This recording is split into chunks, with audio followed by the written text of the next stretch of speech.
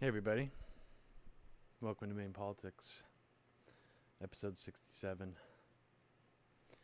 How's it going? How's it going out there? Say hello if you're in the chat. Make yourself known. So, today, every Monday of MAME Politics, the plan is to do sort of a pre-programmed subject that's not really something in the news. It's not necessarily something that's even relevant right now. It's just something that I wanted to talk about and that I thought would be interesting to share with you guys. So hello.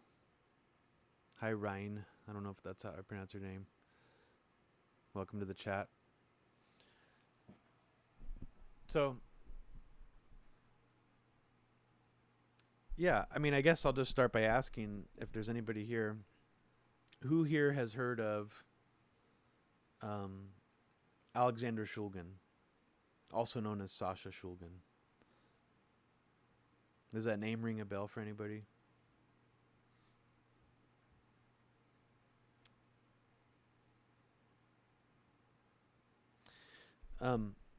So I wanted to talk about Alexander Shulgin, also known as Sasha Shulgin. I also wanted to talk about another important figure, I think, in this movement. His name is Bob Wallace. And generally the movement that I am talking about is the what could be maybe referred to in a heavy-handed way. It's kind of corny, but could be referred to as the second psychedelic revolution that happened in the 1990s and the early 2000s. Hi, the internet. How's it going? And essentially, these two figures basically pushed psychedelic drugs into the mainstream consciousness, but also sort of created another underground, kind of a mini, more under the radar version of like the psychedelic 60s and early 70s. So just a basic overview on who Shulgin is. He's widely credited with being the guy who discovered MDMA and discovered that it has psychedelic properties. He didn't invent it, but he is credited with sort of discovering that it's a psychedelic drug. MDMA, also known as ecstasy, had already existed, I believe, since maybe the 1920s or the 1930s.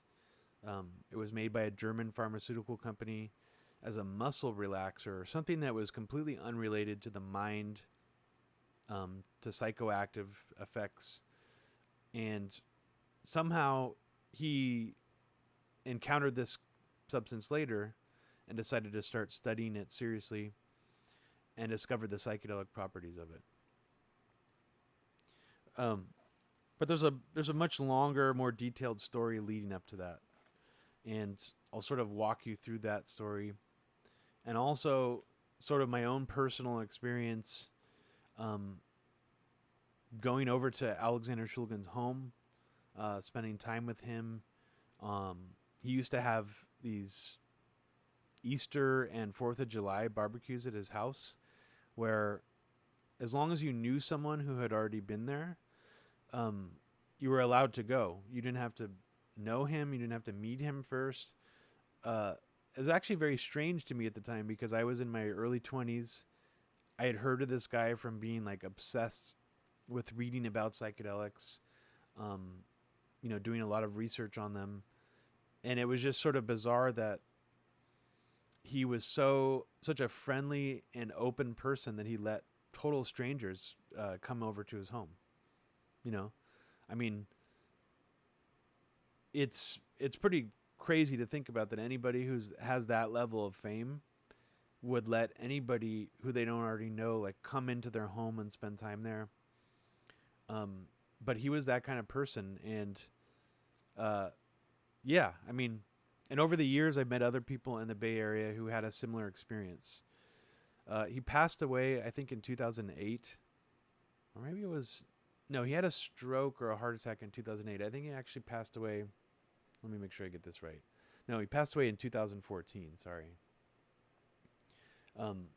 So when I used to actually go over his home, and when I used to spend time with him, it was very early 2000s, like the year 2000, 1999, around that time period. Oh no. I just got a bad warning on my computer. It says my hard drive cannot be repaired. Does that mean I should turn my hard drive off if it's saying that? If an external is saying that? Here, I'm going to do that right now. I'm scared. Give me a second.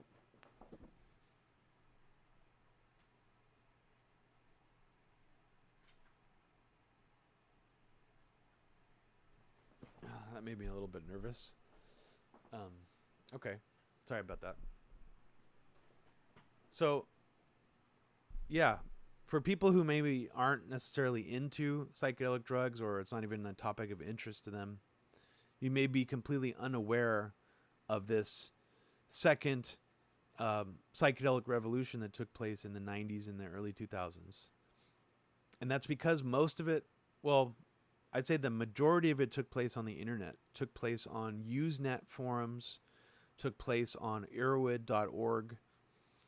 It took place on like internet message boards before even like websites had message boards. So like email lists and things like that, like Hyperreal. There was a rave internet community that blended together sort of with the psychedelic drug community.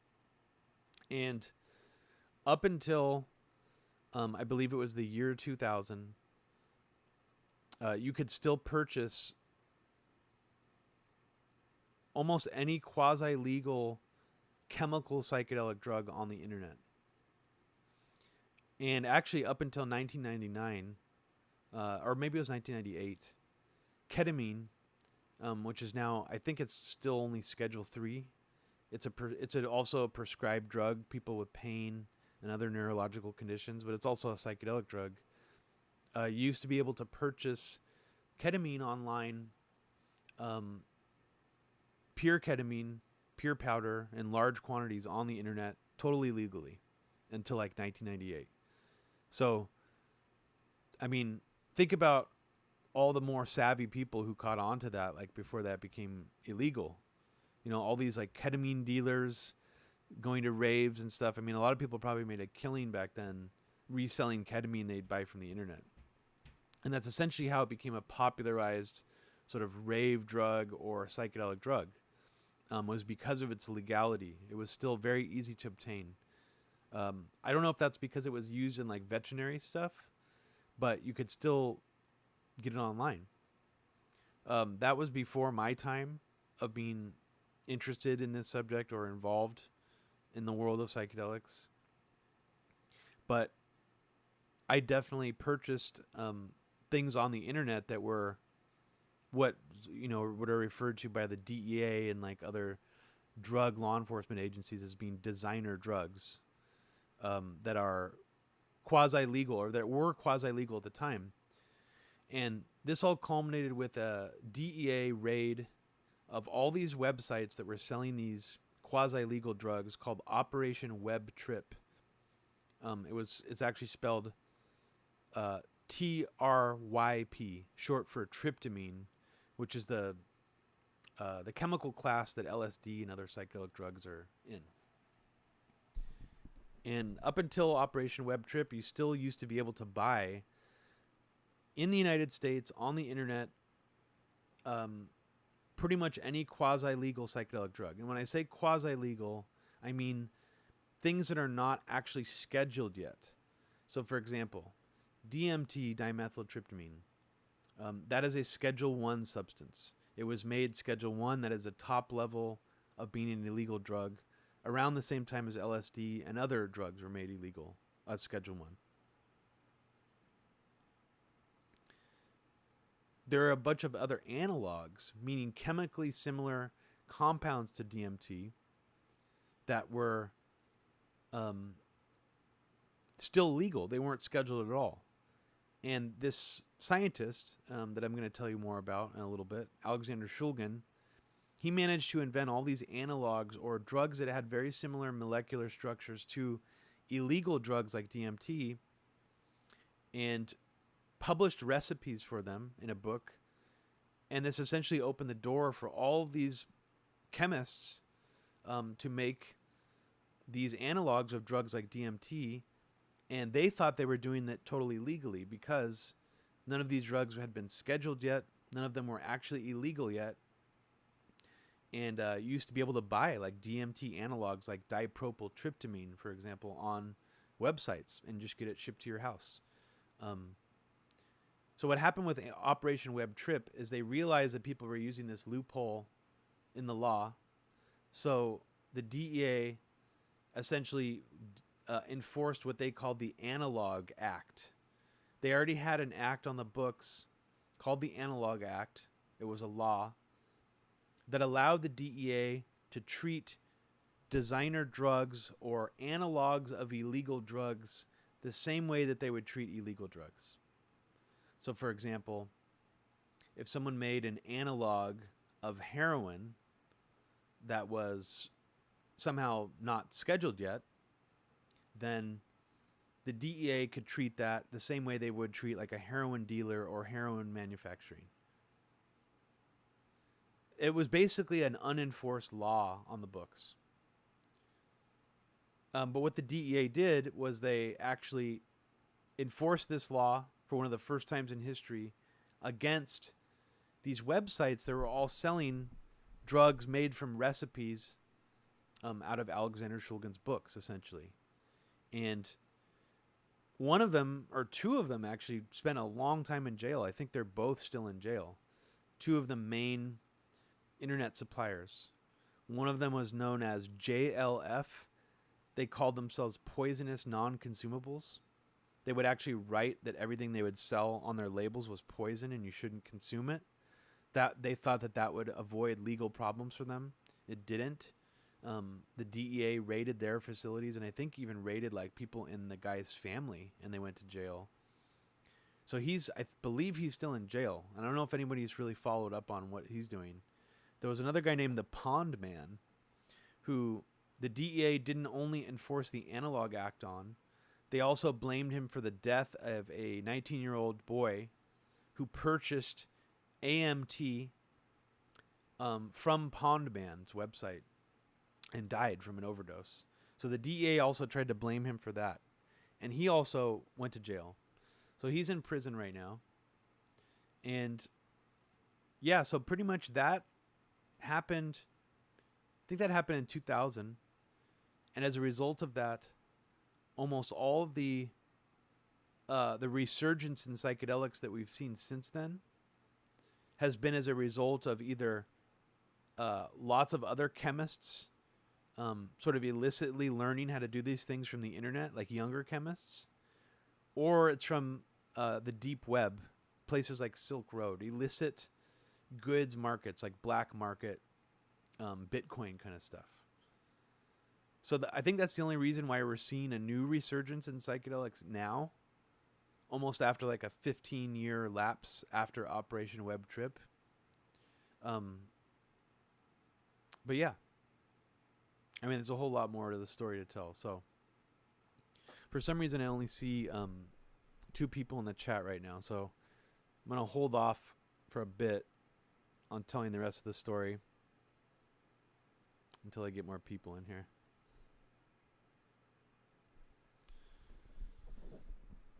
So this game that I have up on the screen here is it's a very odd game. It's mostly really odd because of the title. It's called Act-Fancer Cybernetic Hyperweapon. I'd actually never heard of it until today. So this is kind of a spur of the moment game. It's an awkward as fuck game to play because it's sort of modeled like a side-scrolling shoot 'em up, like R-Type, except you can walk on the ground and the screen doesn't auto-scroll. And when you jump into the air to make it play like, oh, it's unlisted. Oh, shite. No, wasn't aware of that. That's why. Okay, thank you. Thank you very much for letting me know that. That is absolutely why no one is here. Well, not. I didn't mean to insult your guys. You guys are people too. But it's I noticed it's a much lower attendance than usual. So thank you for pointing that out. I appreciate that. See, that's why live chat's good. You guys help me out sometimes. So yeah, this game is really awkward. It's made by Data East, which if you've heard of Data East before, they're kind of a shitty company, I would say, for the most part. They did a lot of like gimmicky arcade games that don't really hold up today. They even did a game where they got sued by Capcom because Capcom believed it to be a total ripoff of Street Fighter 2. Which, I mean, sure, it was, but I think it's called Fighting History.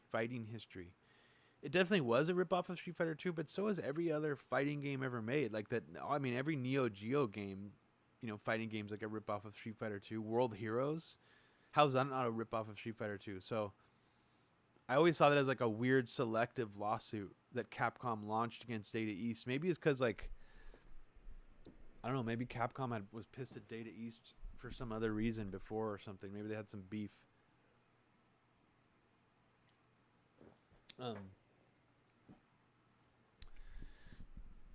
But yeah, I've never played this game ever before, so you're gonna see me suck more than usual. Oh, hey, Terror Toddler, how's it going, man?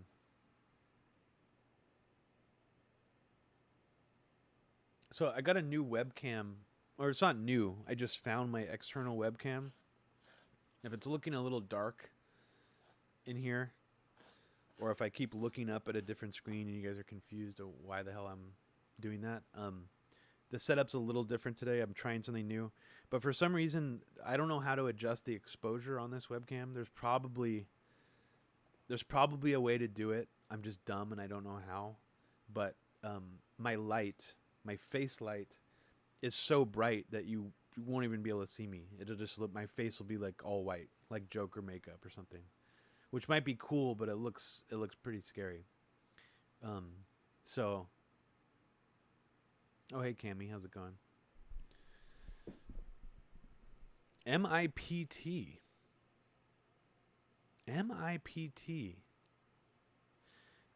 You know what? I think that's a really, from what I know about MIPT, I'm gonna look it up, Bayonets, because I don't want to get it wrong. Let me see. I'm gonna search for that for you.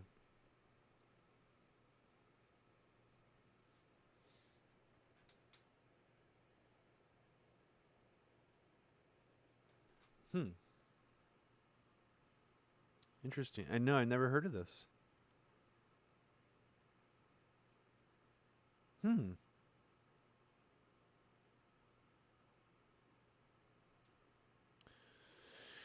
Okay. Well, actually, you know what? I take it back. I have heard of this. I'm not going to go into details of why I've heard of this, because these drugs are technically still they're not scheduled, but they're what you would call quasi-legal. They're enforceable according to the DEA's idiotic behavior in Operation Web Trip. They are enforceable via the Analogue Act.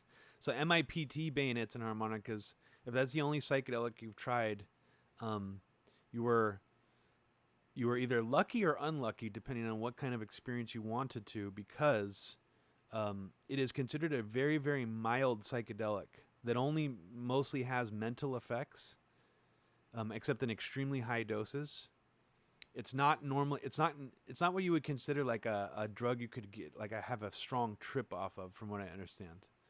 So that's interesting that you happen to try that one.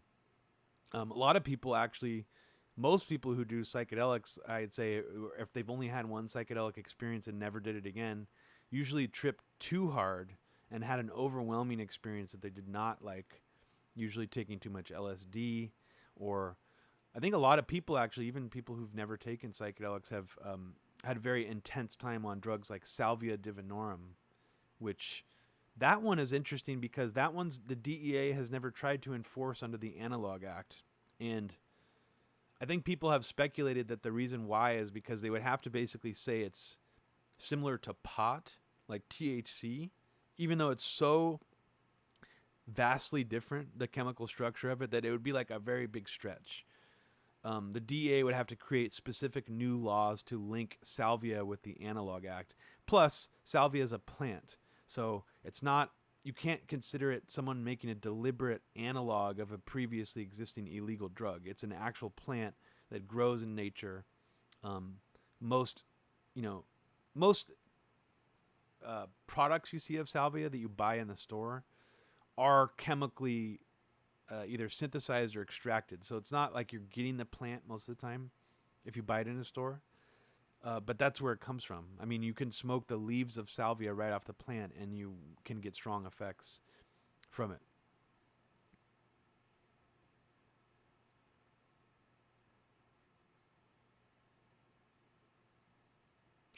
Just a little personal story. The first time I ever did LSD, it was on, and I would never do this again. It was probably dumb because I had no idea how much I was taking at all.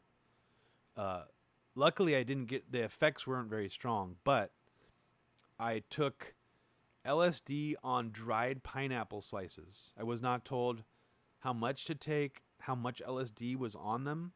Nothing even close. I was just given a bag full of dried pineapple slices by someone I met at a Nine Inch Nails concert, and that was it.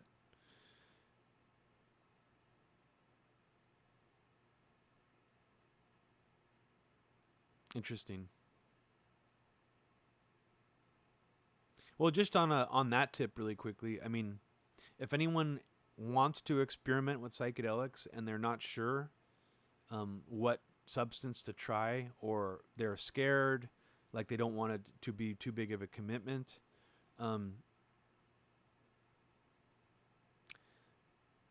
there's really not that many options besides like maybe DMT, honestly.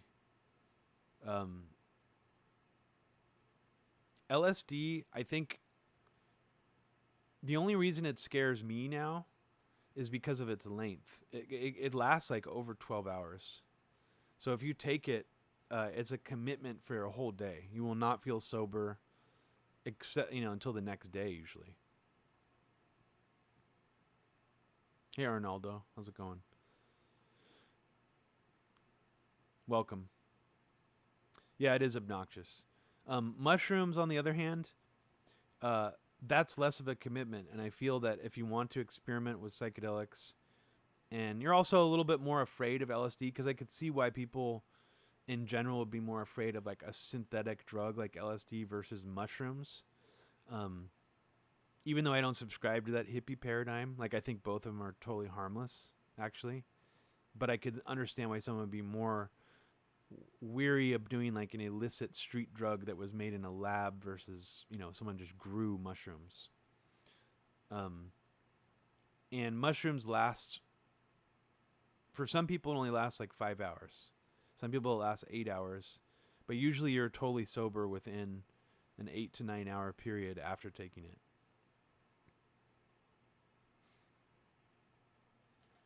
But who in here? Since some of you guys joined me late, I apologize.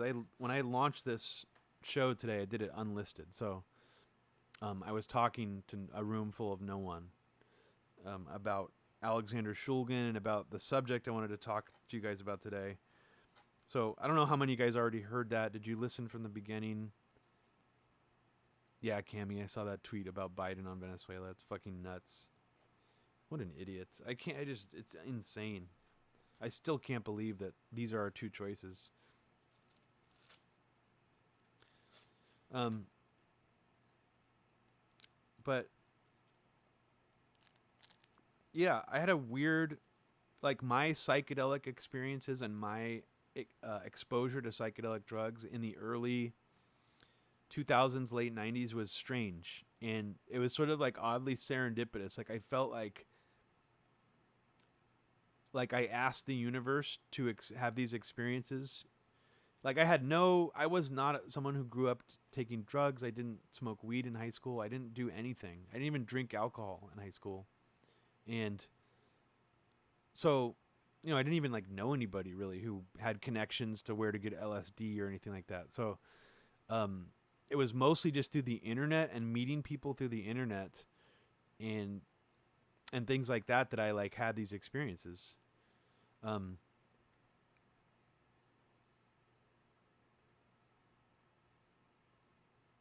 and I didn't realize at the time like how small the psychedelic community was. You know, that like, for example, a guy who makes DMT up in Oregon, you know, might be the supplier for like half the country or something like that.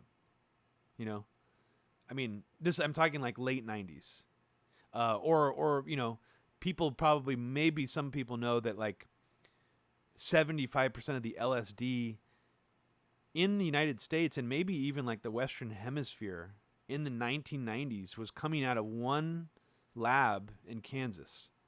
Um, and that's another sort of weird story where one of the guys that was working at the lab with him forever was a DEA agent. There's a crazy documentary made about how one of the other guys went insane and like held somebody hostage and like basically psychedelically tortured him and all this crazy shit.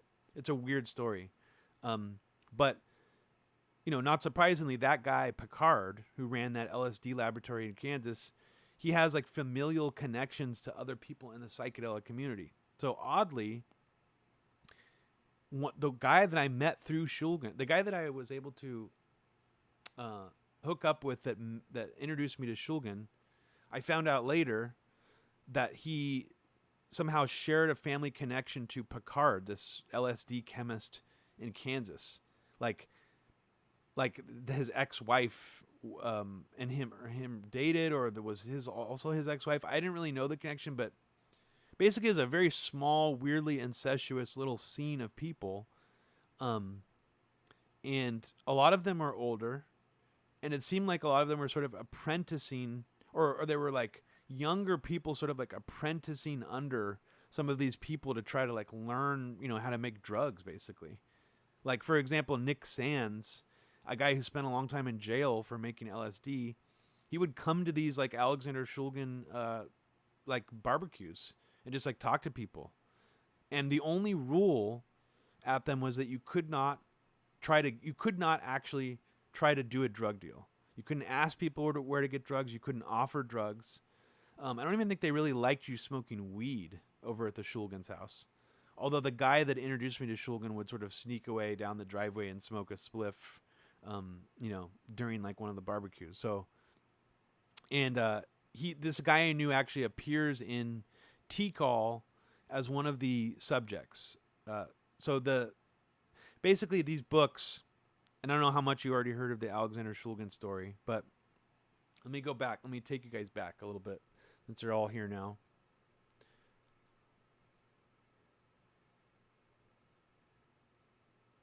Oh, hey, Poison Ring. How's it going, man? Good to see you.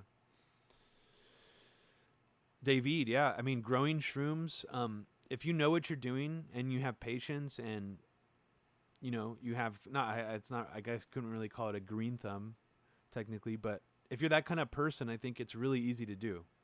I failed when I tried to do it. I'm actually fully admitting that I am really bad at growing things. I failed even my only time I really tried to grow weed. I failed a lot at that. And so I don't really dabble with that kind of stuff anymore. I have some completely legal things like still. I have like a couple of giant San Pedro cactuses more just for fun that I don't really plan to use for anything. But I'll explain to you more about why these weird experiences for me were like serendipitous and why they sort of, I don't know, like I felt like I was part of something bigger, like I was part of some weird movement. Felt very exciting, like I was, you know, in my early 20s, like I also didn't understand like why I was hanging around these people. I wasn't that interesting, you know, I was an artist at the time, but I didn't really like have very many strong views on things. I didn't like share my political views. I didn't really think the same way I do now at all. So I think in the end, I only really got linked up with this guy who introduced me to Shulgin. And this is the weird part. So let me take you all the way back to the beginning. I was a big user of this internet Usenet forum called rec.drugs.psychedelics, which at the time in the late 1990s was probably the main resource for sharing information about psychedelic drugs, other than the website erowid.org, or there was Hyperreal, the rave forum, or the rave mailing list, where a lot of people would discuss psychedelics, but it wasn't just an exclusively psychedelic discussion forum. It was a lot of music and things like that. David, no, absolutely not. That is not me. That is someone else. And no, it's kind of funny. I've let people believe it's me sometimes, because the guy is actually, I think he's like a really good looking, like handsome gay DJ, and that's definitely doesn't fit my description. So I've deliberately let people believe that that's me before. DJ Robbie Martin. It's funny too, because almost nobody spells their name Robbie. It's like almost every other Robbie is Y.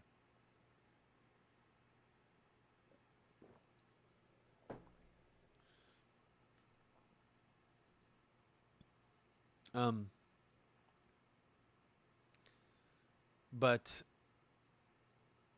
yeah, so this forum that I was on, I remember thinking it was just immediately very exciting, because first of all, there was this guy in the forum who was always answering people's questions in rec.drugs.psychedelics, named Bob Wallace. And he just seemed like this really educated, smart, older dude who was always there to help people steer them in the right direction. So, for example, like a 16-year-old kid would come in and be like, is it safe to take this drug and this drug together? I'm planning on doing it tonight with my friends. And Bob Wallace would respond and be like, no, absolutely not safe. Highly recommended you do not do that. Please do drugs safely, and here's how you could do it safely. And he would give like a long-winded explanation. It wouldn't be condescending. It wouldn't be like, don't fucking do this, you stupid kid. Like, there would be nothing like that in it. He was always super friendly. His goal was always to help people do drugs safely. And honestly, in my time in that forum, I feel like he probably saved dozens of lives, like literally, by giving people the right advice and by telling people not to do certain things. He would ask, he probably would have done them anyways, and actually trying to point people in the right direction instead. And if you haven't heard me talk about Bob Wallace yet, I'll drop this little link in the chat right here, just so you know who he is. Bob Wallace was also the kind of guy that wanted younger people, these apprentice type people, all these people from the Bay Area psychedelic community. He invited them over his home too. I barely knew Bob. I only interacted with him on this forum. So to think that like I would literally be invited to his house later for like a party, and he would just let a random stranger who'd interacted with him on the internet come into his house, this young kid in his 20s. And sadly he died like 2 years after I actually met him in person. So, but Bob Wallace was on this forum, and I remember my friend said something one day like, or some guy said, it's impossible to find LSD right now in the Bay Area. Like, nobody can find it. It's impossible. And my friend sort of arrogantly responded, no, it's not. Like, you can find it anytime you want, or something like that. And so this guy privately contacted my friend, and we thought it was like a setup. We thought it was like the DEA or some kind of sting operation, because this older guy, contacted my friend and asked him to meet him and wanted to buy some LSD from him. So my friend met him, and in the process of meeting him, we discovered that he like knew everyone, or he claimed he knew everyone in the psychedelic community. He claimed he knew Shulgin. He claimed he knew Bob Wallace. Like, he knew like everybody that we had been like talking to on these forums, and we were like, holy shit, like, how do you know all these people? And we didn't necessarily believe him until he invited us over to Alexander Shulgin's house. This guy that we had already heard about, this famous scientist who discovered MDMA, And I think we sort of already knew vaguely that he lived in the Bay Area, but we didn't realize that he lived like 10 minutes away from where we lived in Lafayette.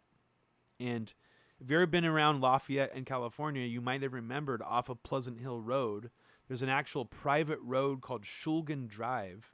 I can look it up on Google Maps right now. That was the road that went to his family's farm. He had literally his own road named after him that he lived up in Lafayette off of a private drive.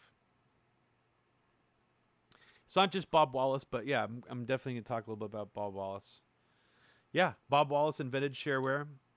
And what he also did, just as a side note, because there's not really much, it's not going to be about him. I'll just tell you why I think he's so interesting. So he was the 9th Microsoft employee. He's pictured in the original Microsoft photo with Bill Gates and all those other young, hippie-looking young Microsoft employees. Bob cashed out really early in the mid-'80s from Microsoft, made millions of dollars. He started QuickBooks, which I think is like the successor to Quicken, I think. And yeah, he basically invented the concept of shareware.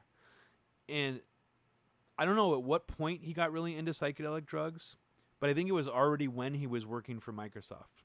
And after he left, Bob Wallace used his money, huge fortune that he, cashed out from this company from, to basically subsidize and help revitalize a new psychedelic revolution in the United States specifically. And honestly, if you remove Bob Wallace from this equation that I'm talking about, and the amount of money that he poured into websites like Erowid and organizations like MAPS, MAPS, we might, like Joe Rogan might not even be talking about DMT.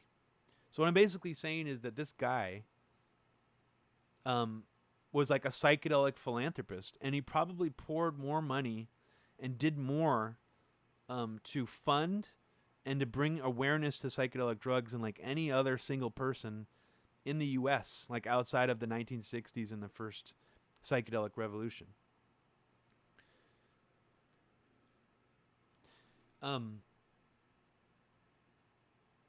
So what he did was he basically subsidized Erowid, which is a website that kind of kickstarted, people's online knowledge of psychedelic drugs and psychoactive drugs.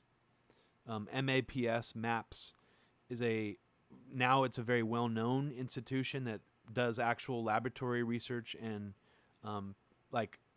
studies with people taking psychedelics. He contributed a ton of money to that.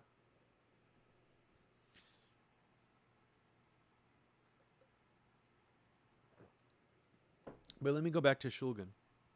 So who in this chat already knows who Shulgin is and whatnot?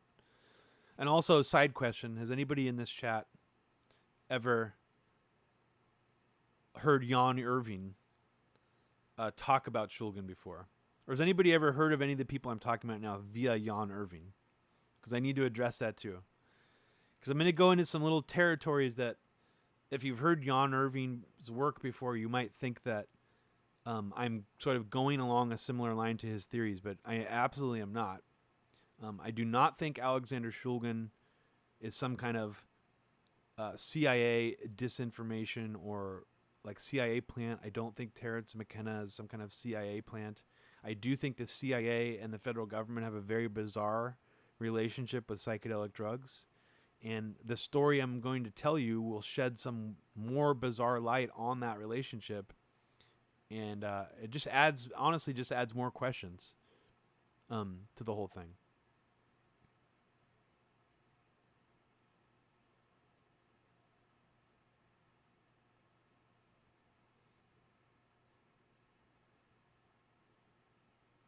Rhizome, I actually only know him from doing psychedelic research. What happened to him after that? No, JC, we're not. We're just talking about sort of the politics of the second major psychedelic revolution in the United States, which happened in the 1990s and the early 2000s. And the ecstasy Mossad story sort of happened around that same time. So it's related, but it's not what I'm talking about today.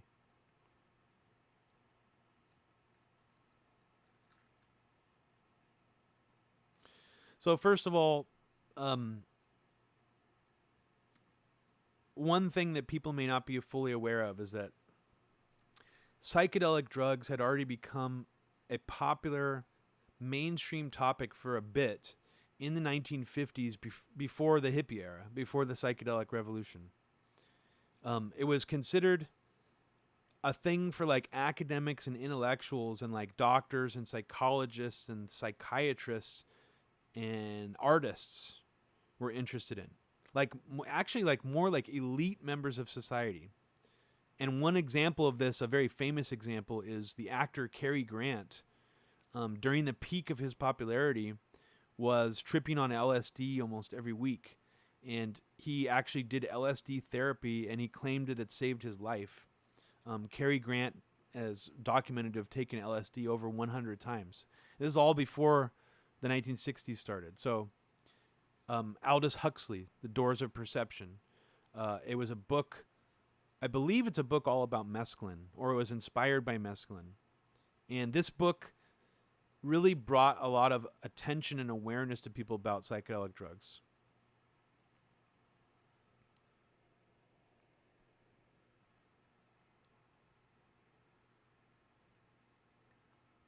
Oh, Rhizome, yeah. I'm fully aware of that. He believes it's all controlled by the CIA. I'm fully aware of that. And I'm going to go into some of the things that he's probably mentioned before because I already knew about them and I didn't really make the same conclusions he has because of them. I just think they're kind of fascinating. I mean, the Bohemian Grove Alexander Shulgin thing is fascinating. That's like, it's sort of bizarre to think that one of the world's most famous illicit drug chemists, researchers, scientists, that he played in the Bohemian Grove Orchestra for 30 years. He played viola. Alexander Shulgin played viola in the Bohemian Club Orchestra, and he attended the camp out on a regular basis. At his funeral, which I attended in Berkeley, the Bohemian Grove Orchestra, which they actually call themselves the Owl Club Orchestra, performed vignettes, musical vignettes, in between speakers at Alexander Shulgin's funeral. That's how much he was revered by the fellow Bohemian Club members. So that's a very bizarre, interesting thing that you wouldn't expect, that a extremely famous, infamous, rather, psychedelic chemist would be revered and part of a club of like Republican elites, like right-wing elites in Northern California. But at the same time, Bohemian Grove historically was founded by like gay artists. That's how it was, how it started. It wasn't originally like right-wing elites that were part of this organization. So there could be like two parallel tracks kind of at Bohemian Grove, like the original spirit of Bohemian Grove, like the actual Bohemian, sort of culturally on the edges, the fringes of culture kind of thing, running a parallel to this like weird right-wing policy-making establishment thing. I mean, I know it's bizarre, but that's one explanation for it. Also, I'll say that the guy that I knew who tried to buy LSD off my friend also attended the Grove. And I remember one of the last times I hung out with him, actually having an argument with him about the Grove and saying like, but he was like basically downplaying it and making it seem like there was everything about it was a conspiracy theory. It was fine. It's like families go there. There's nothing wrong with it. And I remember like he just didn't have anything to say about like the Manhattan Project and those kind of things when I bring them up. So that was really the only time I brought it up to like anyone who knew Shulgin. But because he also attended the Grove with Shulgin, he seemed really biased, like against, pointing to anything weird about it. But I would always tease him. I would be like, you have to sneak me into the Grove. Like I need to get in there. And I don't know if he still goes, but I mean, one of these days I'm going to get in the Grove. definitely getting in that fucking grove. If it's from a drone or my body, it almost doesn't matter. If I fly a drone in the grove, that's when I've decided to, like, martyr myself for jail time. That'll be my final act. I'll send like a fleet of drones. And I'm not talking about armed drones. I just mean surveillance. I'm not talking about doing a terrorist attack on Bohemian Grove. Anybody?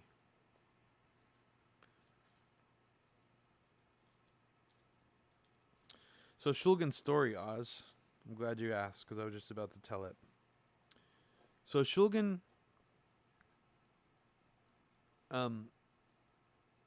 got interested in psychedelics in the 50s when he was a younger man. He actually, and this is a really sad, kind of touching story, so I don't even know if I can tell it without choking up a little bit. But one of the most poignant moments from his book, P-Call, was what he describes why psychedelics meant so much to him. Like why it was something that wasn't just like a passing curiosity.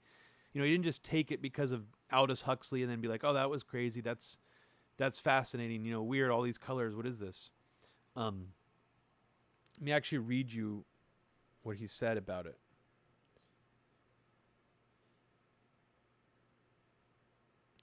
So he said, I first experienced mescaline in the late 50s, 350 to 400 milligrams. I learned there was a great deal inside me. And he touches more on this. Yeah, I thought this is a great quote.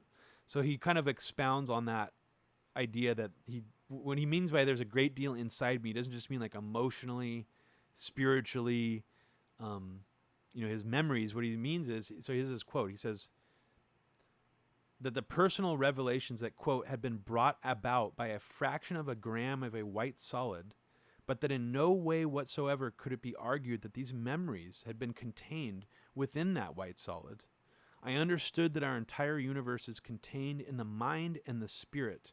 We may choose not to find access to it. We may even deny its existence, but it is indeed there inside us, and there are chemicals that can catalyze its availability. I think it's a brilliant way of putting it. He's not saying that like God's inside of us. It's not. He's spelling it out exactly like how it is.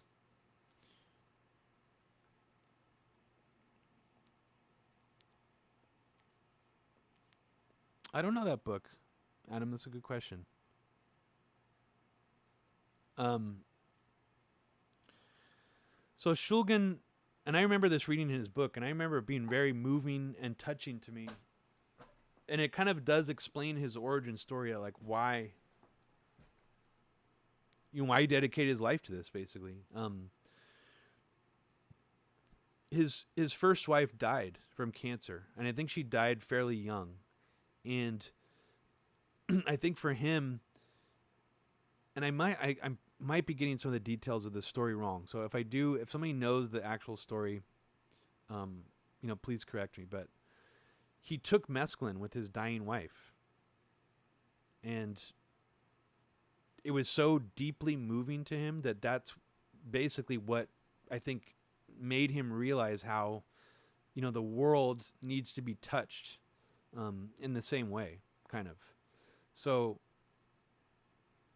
I think that happened sort of like before he even became a chemist, actually exploring psychedelic drugs. It happened way before.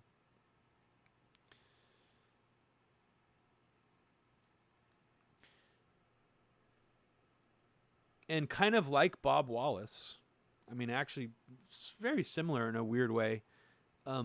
Shulgin, he worked for Dow Chemical Company, and before he started being able to, he started actually researching psychoactive and psychedelic drugs under Dow Chemical Company's dime. But in the early 1960s, Shulgin developed a pesticide, a biodegradable pesticide called Zectran for Dow Chemical Company. It was so profitable that Dow basically let him do whatever the hell he wanted to. And because of that, because he made so much of a profits for the company, a chain of events happened from this research at Dow Chemical that led to the discovery of MDMA. So it's sort of oddly similar to Bob Wallace, taking all this Microsoft money and injecting it into psychedelic philanthropy. But yet this was a little different because it wasn't like, you work for Dow. He's not seeing the profits from Zectran. But he became, highly respected, very valued employee, inventor, basically. And they just let him basically go off and do whatever he wanted to.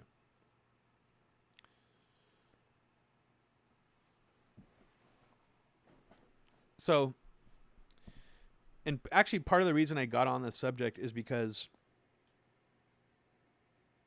of Primo Nutmeg. You may have heard of Primo Nutmeg's channel. And he was joking around the other day saying that he doesn't, he's a nobody who has a ridiculous name for a show, but yet he's still able to like book big guests and all this stuff. So it got me thinking, where did he get this name? Has he even talked about it before? Because I don't think he's ever talked about it before.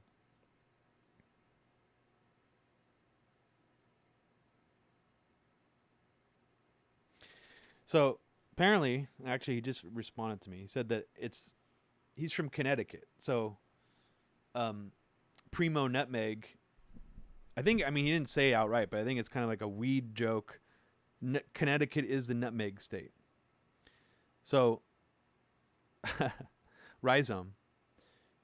Snorting nutmeg. Interesting you say that because, what I'm about to tell you is that nutmeg is actually an extremely powerful psychedelic. It's not a fake drug. I don't know what the Anarchist Cookbook said about it, but I seem to remember the Anarchist Cookbook talking about smoking banana peels and peanut shells, and that was definitely fake. But nutmeg, if that is in the Anarchist Cookbook, that's real, because it's been used forever. People have been using nutmeg as a drug. I think like BC, like there's documentation. So let me show you this article too. If you haven't read this, I'll drop this in the chat. It's an article written in The Guardian about all the LSD Cary Grant used to do in the 1950s before the hippie era. It's pretty interesting.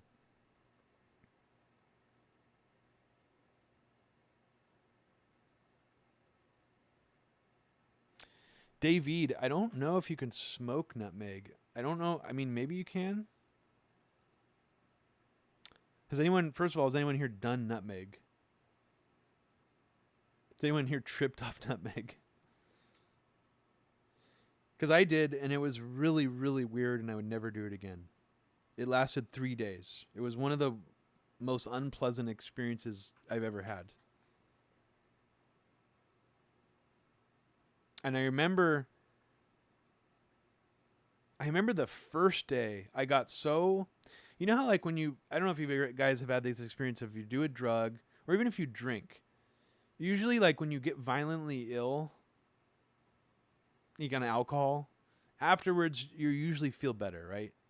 If you puke, if you go through like a wave of nausea and then it passes, you're like relieved. You're like, okay, it's over. I'm past the hump. Well, nutmeg was like 6 hours of feeling like violently ill.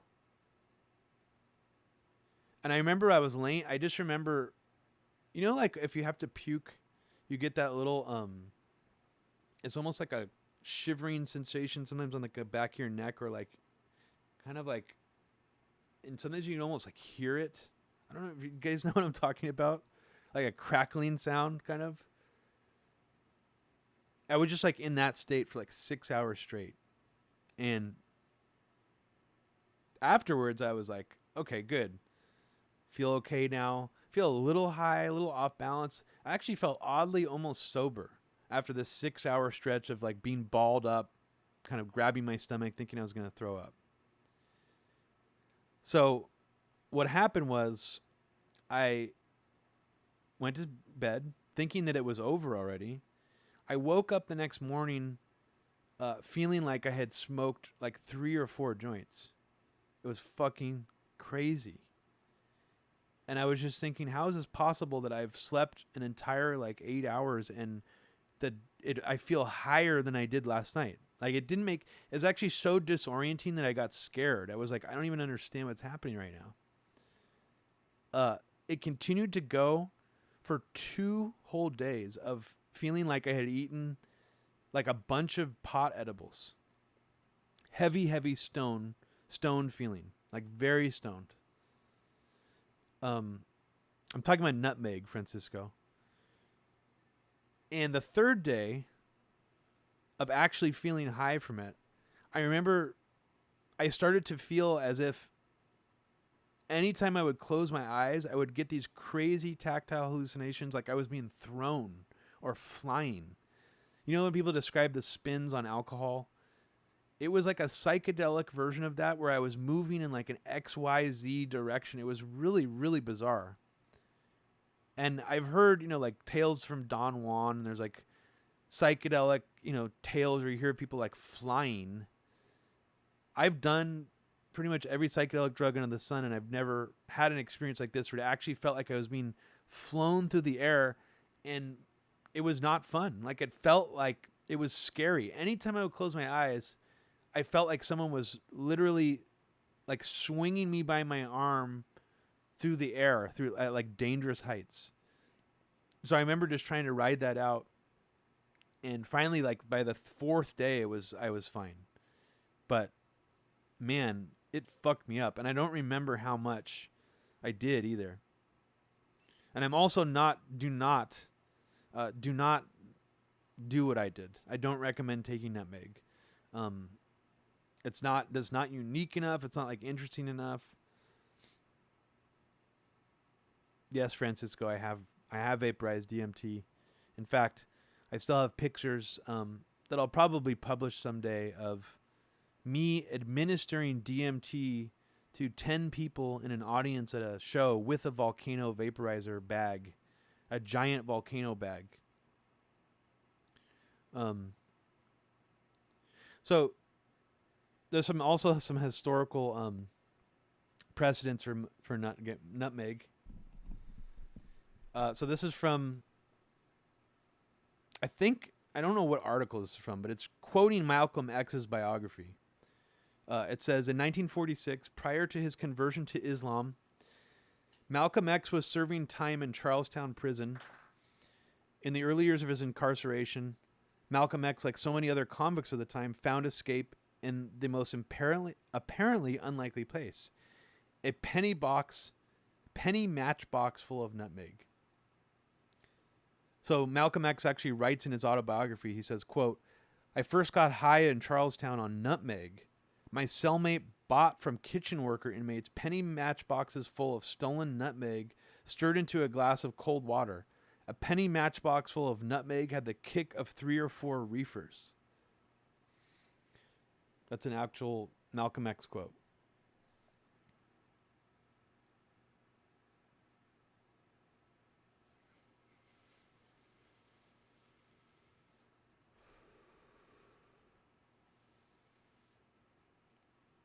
Francisco, I don't think so. Michael was there. But no, I don't think so. Because I didn't have enough to go around. I mean, 10 people all trying it, I don't think anybody got like a full out-of-body dose.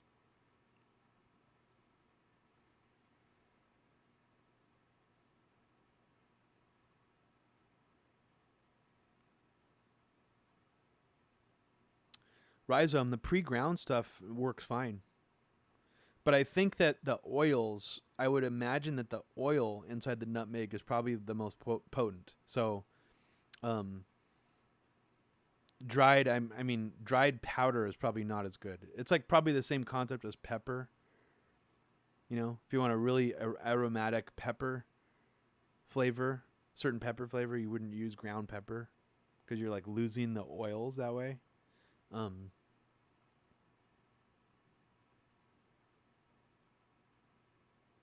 Caboose. Yeah, I mean, I have, but not intentionally. I mean, I took Amanita muscaria one time, and that was basically like a dream drug kind of experience. And I'd like to hear more people's experiences on Amanita muscaria because I haven't heard very many. But what was I going to say?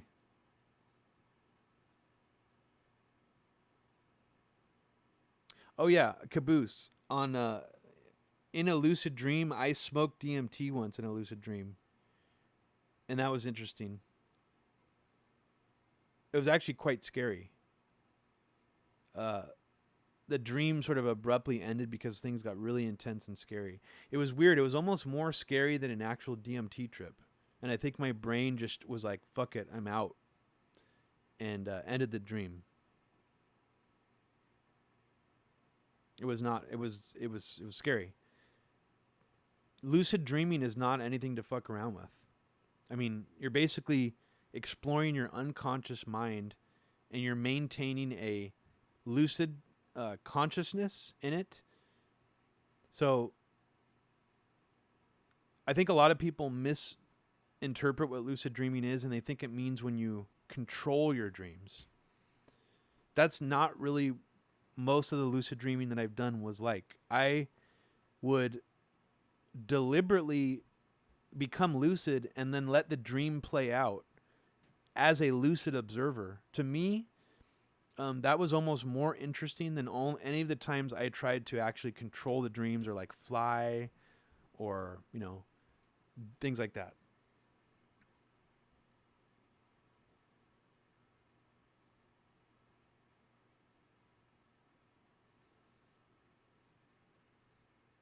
What are you doing? The what? Oh, it's right here. Oh, okay.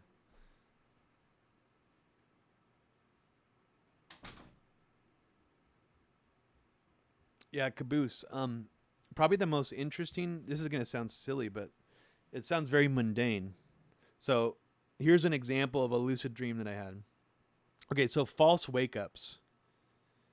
False wake ups was my best surefire way of getting into a lucid dream. A false wake up is when you think you've woken up in your bed, but you're actually still in the dream. And I'm sure some people here have had that, maybe even some people who've never had lucid dreams. Well, for me, what I did was I trained myself to do a series of like reality checks every time I would wake up. So that if I ever had a false wake up, I would automatically know that I was in a dream because I would go through a series of like mental tasks that will basically prove to me in some way that it's a dream. They're not 100% effective. The reality check I would do that would most of the time work was looking at text, looking away, looking back at text, looking away, and looking back again. And if the text wouldn't change, that meant that I wasn't dreaming. For some reason, your dream brain has a really hard time of like keeping a memory of what you just saw, especially if it's something as detailed as text. Visual images, things like that, it can keep a memory of. But text doesn't seem to do very well. No. A lot of people think a light switch is a good indicator of if you're dreaming or not, but to me that's too complicated. It raises too many questions. It's like, well, the light could be out. If text is moving around on a piece of paper, that only means you're dreaming or you're hallucinating. That can't mean that there's something else happening, unless the laws of physics are being like altered and like dimensions are being like shattered. So your brain will instantly know that that's a dream. So one of my favorite lucid dreams ever is going to sound really, really mundane to probably everybody here who's like, thinks of lucid dreaming as like flying or having the godlike powers. But so I woke up in my bed once for a false wake up.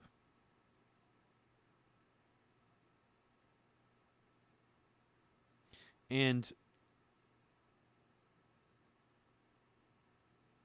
I looked at some text on the wall and I was like, oh shit, I'm dreaming. Fucking dreaming. I woke up in my bed looked just like my real room, exactly down to the T. Everything looked perfect. And so I just sat there for a second and I admired how photorealistic and perfect my dream room looked. And then I was like, well, what's different in my dream room? Why does it look so much exactly like my real room? Let's figure out what's different about this room. So the first thing I did was I had like a sliding glass door on my bedroom and had a little patio outside. So I opened the blinds of my sliding glass door and I was on a runway of an airport.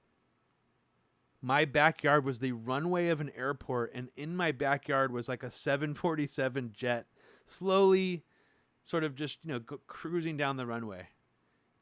And as soon as I opened the blinds, I heard like the jet engine blast, and I just got like super excited. I was like, this is fucking cool. That I'm super lucid right now, and I'm just casually going around the room discovering what's different about the room. So I think that what happens sometimes in lucid dreams is when you get too excited, it's almost like your adrenaline or your endorphins will alter the dream almost like too drastically sometimes. So as soon as I started to get super excited about the plane and the fact that I was on an airport runway, that's where my backyard was, I turned around to the other side of my bed, and instead of my desk being there on the other side of my bed, it was like an commercial airline like counter with a stewardess behind the desk wearing like an airline hat. And she was like trying to distract me. And I learned from lucid dreaming that dream characters are manipulative motherfuckers. When you get lucid in a dream character's goal is basically to get you to stop being lucid. They're the like most expert manipulators ever. You'll be fascinated actually, if you do enough lucid dreaming, how clever your own mind is to trick you out of getting sucked back into the dream. You would think once you become lucid, it's like, of course, I'm going to stay like this until I wake up. No. Dream characters and dream scenarios can fuck with your mind so badly that it can like plausibly convince you that, no, actually, I'm not dreaming. I'm like back in reality again. And so this dream character, she immediately asked me, where do I want to fly today? And I remember thinking that in my lucid state, oh, she's trying to distract me. Because if I get on one of these planes, or if I say like I want to fly here, then the dream's just going to end and I'm probably not going to like see anything cool. So I totally ignored her. So there's a dream character in my room who's an airline attendant trying to sell me an airline ticket to a plane outside my backyard in this runway, because I presumably lived on an airport somehow. So she's still trying to distract me. And instead of listening to her or talking to her, I just start looking at the papers on my desk. And I start reading them in my lucid state.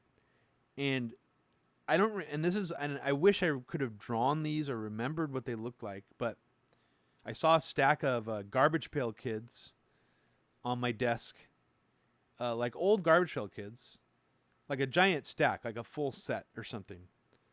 And for the rest of the dream, I sat there looking through this pile of Garbage Pail Kids with this stewardess dream character trying to distract me, kind of beckoning me over my shoulder, ignoring her, looking through this stack of Garbage Pail Kids, being blown away by how every single Garbage Pail Kid card looked exactly like a real Garbage Pail Kid, like painted by the original artist that didn't exist. And they each had like names, like those rhyming, pun names. And I was just like, every single card, I was like, in the dream, I was just like, what? Like, how is my brain making a Garbage Pail Kid that looks perfect every single card I flip? So yeah, that Shulgin thing is real. And I know I'm using a crazy example right now, but I mean, think about that. Like, how is that even possible that my brain was able to come up with an entire set of non-existent Garbage Pail Kids in real time with names, graphics, like everything, perfect font. So I guess these experiences have convinced me that, this Elon Musk sort of brain link, Neuralink thing, it's not the real power of that is not going to be to put data in the brain. It's going to be to somehow harness what our brains already do with the, not data, but what we already perceive. Like in the same way that psychedelics or a lucid dream can tap into this state, that's what I think is actually probably would be a more interesting thing around the corner in terms of like a computer brain interface, like something that could just literally just like send one tiny shock or something to that part of your brain that like activates that space. Yeah, I think it is. I think it is, Michael, because something about REM sleep your brain needs to survive. If you don't get REM sleep, sleep deprivation is not because you're not getting regular sleep, it's because you're not getting REM sleep. And I don't know how long people have actually managed to survive without REM sleep, but it's actually like will kill you, I think. I think it's actually dangerous. And I don't know why, or if scientists know why, but it's maybe it dysregulates the balance between like, I don't know.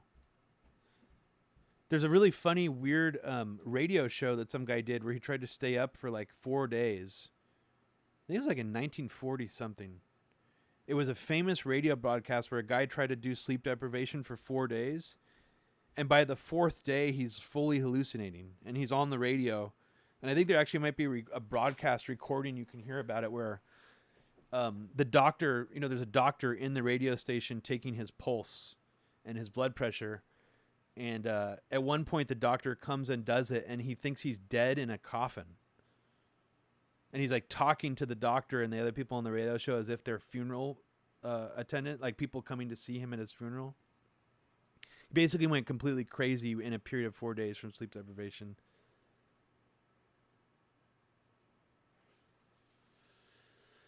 Same thing with speed psychosis.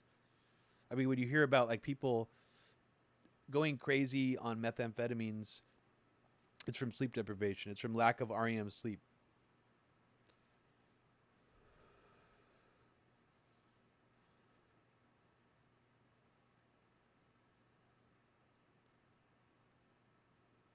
But yeah, I would love to make man, I fantasize someday about like making some kind of feature length film.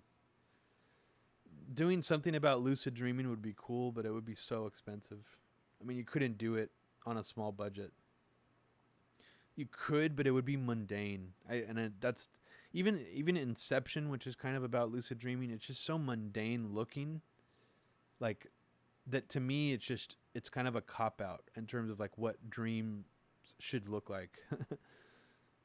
But I was talking about Shulgin, so back to Shulgin. So what Shulgin did was when he was working for a Dow Chemical Company, he used all this money. They basically just gave him his own operating budget to go off and independently do his own research. And for some reason, Shulgin was really into researching nutmeg specifically. And he started publishing these findings in scientific journals like Nature and things like that. And I don't know exactly the reasoning, if it was political or if Dow just didn't like the fact that he was, talking about psychoactive effects of plants like nutmeg. They decided to take all of their company name off of anything that he published. Yet they still let him work with his own budget, like pretty much unlimited budget to just do whatever he wanted to. So he continued working for Dow through the mid-'60s and eventually left.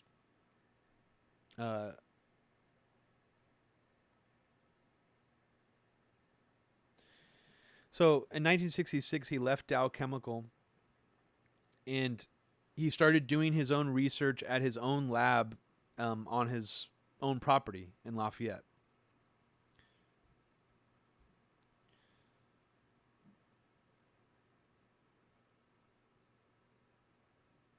Now, Shulgin, I guess, already had a friend in the DEA at the time he was working for Dow. A guy named Bob Sager. And Bob was the head of the U.S. DEA's Western Laboratories. So soon after this, he became a consultant for the DEA. He started giving them lectures. He started writing things for them. He started actually supplying the DEA with samples of various compounds. That I don't know the specifics of that, like if he actually made illicit drugs on their request for them to study. And he also would serve as an expert witness in court on behalf of the prosecution. So he would go in and be like a DEA witness, you know, probably for drug cases, which is a shitty thing to do.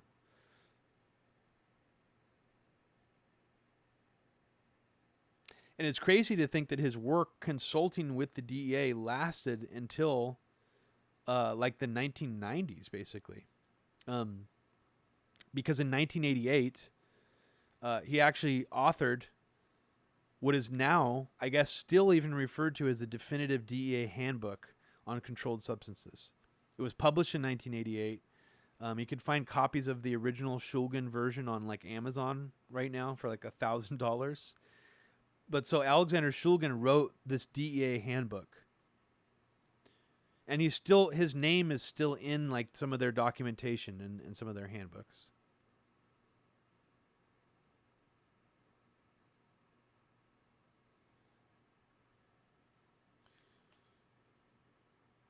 Oh, and so correction from earlier. MDMA was originally synthesized in 1912, which is kind of crazy. I didn't realize it had been discovered that long ago.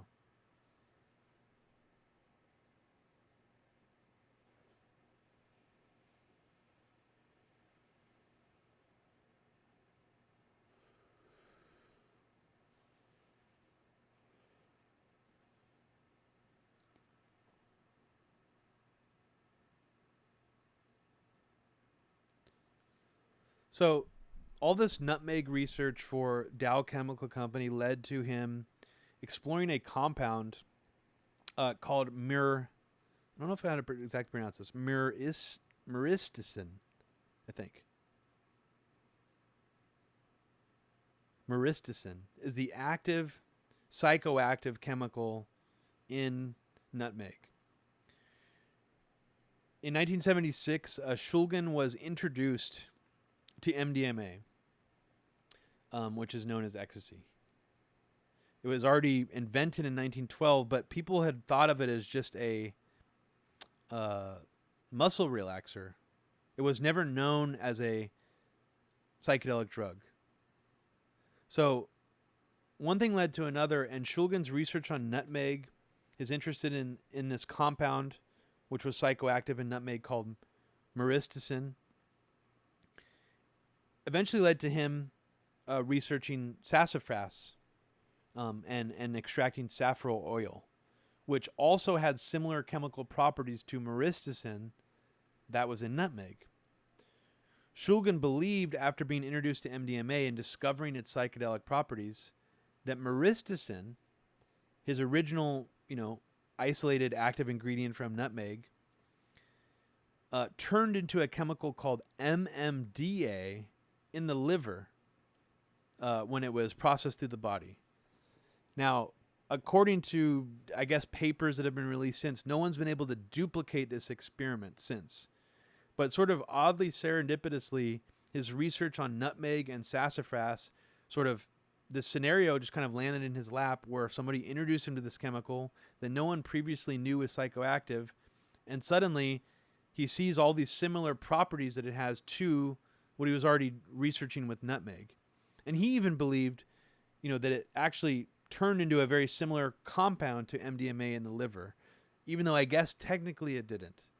Now, there's rumors that I've heard over the years, and he spread this rumor himself through his own, like at his parties and stuff, because I remember being told by this guy that introduced me to Shulgin, that Shulgin's last book, he didn't publish this in the book, but he claims that while doing research for his last book, Quecall, that he discovered MDMA naturally occurring in a cactus that grew in the United States. And apparently the cactus name is Trichoceros grandiflorus. I don't know if anyone's actually tried to figure this out, or if he was just bullshitting or not, or it was a prank by him. But the whole reason it's a big deal, if it's true, is that MDMA was synthesized. It doesn't come from any natural source, even though it's similar to myristicin. It might have similarities to these chemicals. It's not naturally occurring. So for him to claim that he eventually found it in nature is pretty interesting, and I don't know if it's true or not. And I haven't heard anybody talk about that. But so what was very bizarre, though, is that the DEA basically gave him a license during this time period to research Schedule 1 substances. So he was allowed to, in his own lab at home,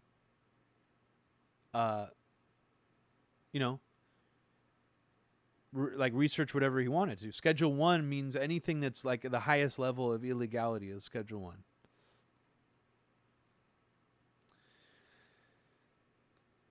So while he was doing this all for the DEA,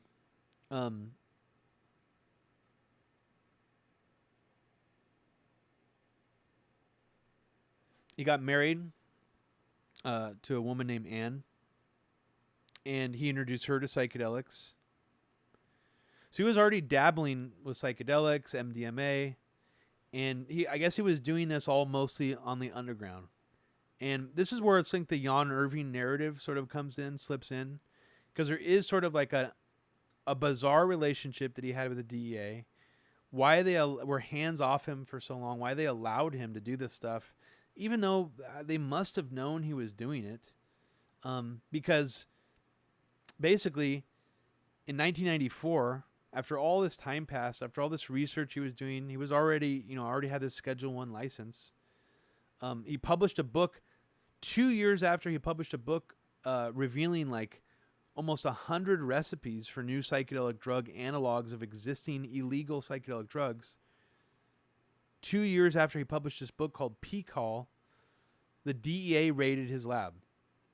And you would think that, for someone who just basically, because it's almost like a Julian Assange WikiLeaks style thing to do, except it's like a chemistry version of that. He's not leaking, actual leaked documents. He's giving out recipes to like 100 new drugs, psychedelic drugs that are very, very similar to drugs that are already illegal, that aren't illegal yet. So the DEA apparently only took away his license and only fined him $25,000 for having possession of anonymous samples sent to him, because at one point he was doing dancesafe.org style drug testing for people. So people would actually send him ecstasy pills and he would test them and send them back. And I guess he was doing that illegally as well. So that's really all the DEA punished him for.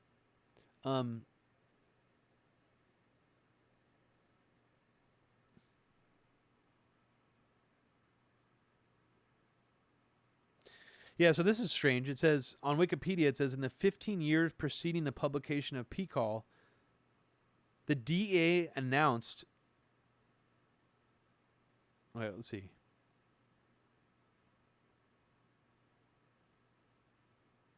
Interesting. Yeah, I don't quite know how to read that sentence, but it seems like the DEA...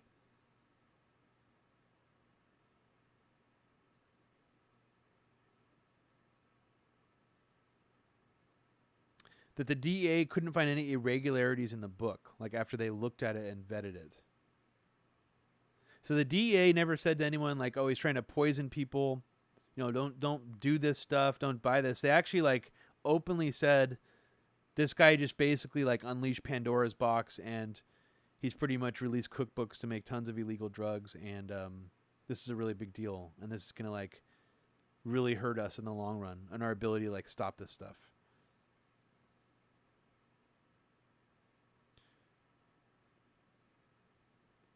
He actually published another book called T-Call a few years later that was called Tryptamines I Have Known and Loved.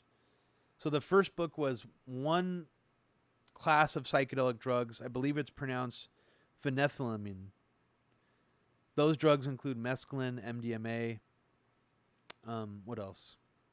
2CB, 2CI, 2CE. Those are all phenethylamines.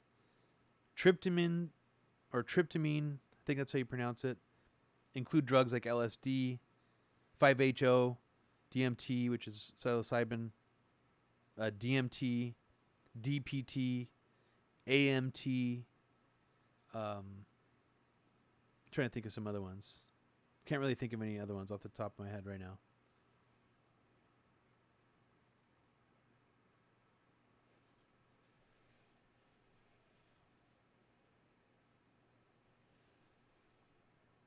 So I guess there's not really much more to say about Shulgin other than he's a very strange character that ended up, having this relationship with the DEA, given the ability to research Schedule 1 substances until the publication of his book P-Call in 1994. So he was allowed to do this all throughout the 80s, the 70s. And he was also a member of the Bohemian Grove Orchestra. He played viola in the band. So, yeah, it's sort of strange to think that both of those guys, so Alexander Shulgin and Bob Wallace, just them two individually alone, totally changed the landscape of like what people know about psychedelic drugs now, how many people have been exposed to them, what drugs even exist. I mean, all the drugs that Shulgin invented. It's pretty ridiculous.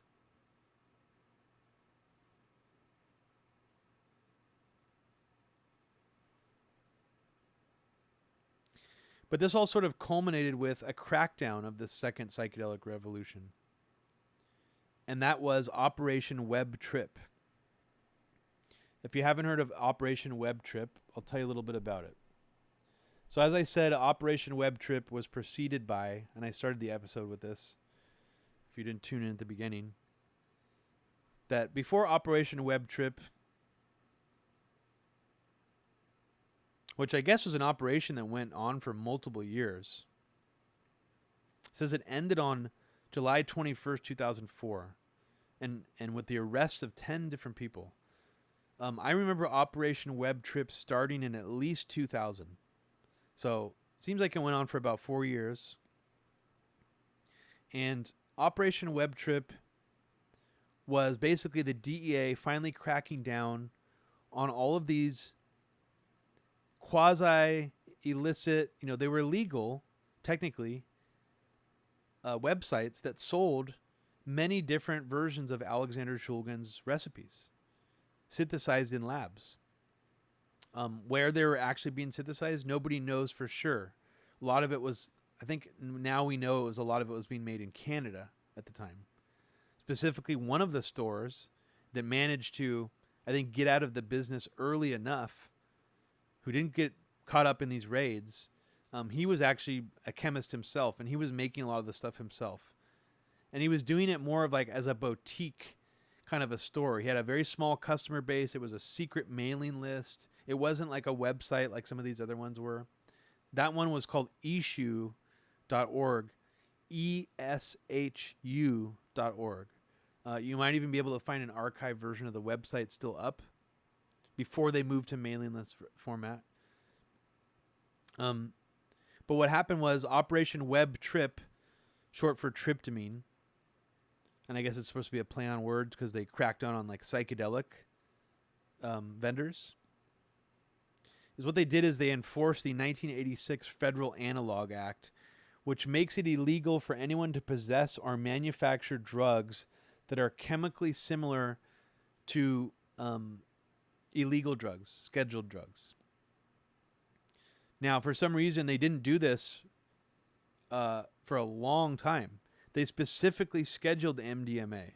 They specifically scheduled ketamine. They specifically scheduled 2CB long before Operation Web Trip.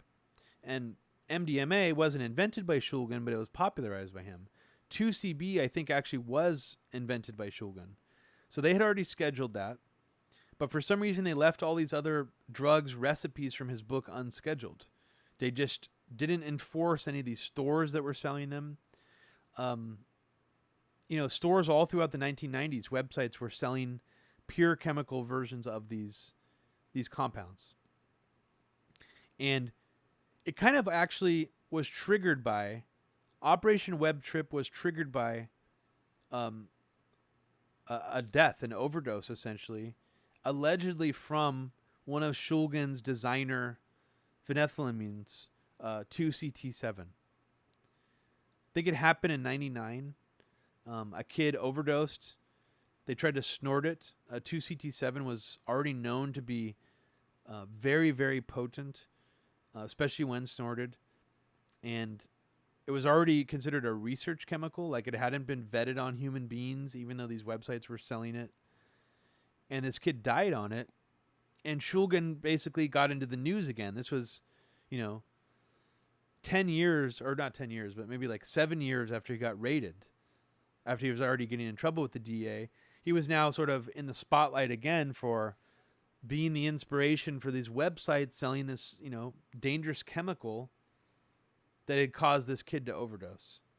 Now, nobody really knows exactly what happened. Nobody really knows for sure if 2CT7 is what made him overdose.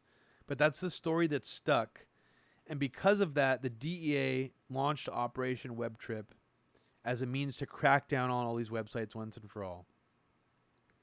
And it says on Wikipedia that one of the websites, pondman.nu, was allegedly taking in $20,000 per week, which honestly doesn't seem that much money, and grossed $700,000 before being shut down. That honestly doesn't seem like that much. And it says that in 2005, a court ruled that AMT, which was sort of an LSD-like drug, sold by pondman.nu, caused the April 2002 death of an 18-year-old man in upstate New York, and the site's owner was sentenced to 410 years in prison. I mean, that's such fucking bullshit. They're also saying that the DEA also claims that a product sold by AmericanChemicalSupply.com caused the death of a 22-year-old Louisiana man. So keep in mind that these websites are literally only there to use this loophole to sell like Shulgin's recipes for the most part. They weren't, they didn't like have chemical supplies. The website's name, American Chemical Supply, wasn't like an actual legit chemical supply company.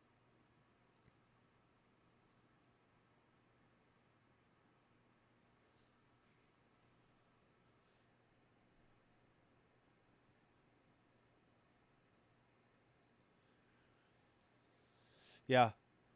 Furious, it's true. Joe Biden, yeah. It's true. He sponsored the Raid Act. Yeah, Furious PSYOP.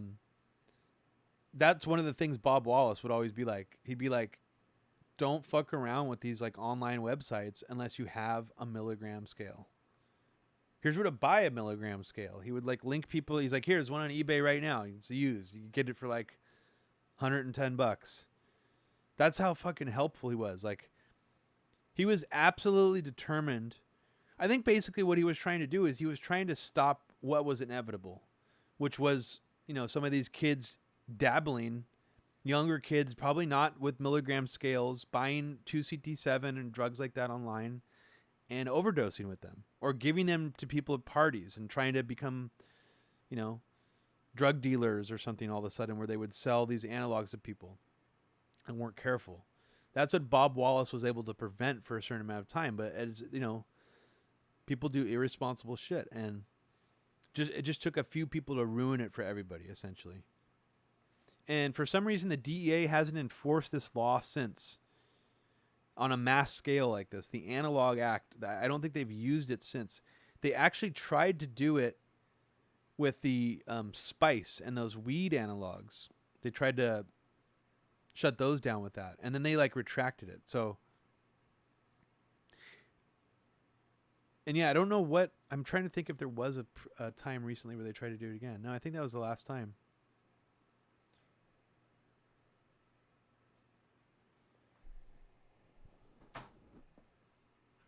There was also a rave act like that in England too. And there was a few electronic music albums that were specifically referencing it and sort of rebelling against it, you know. And there's two pretty famous ones.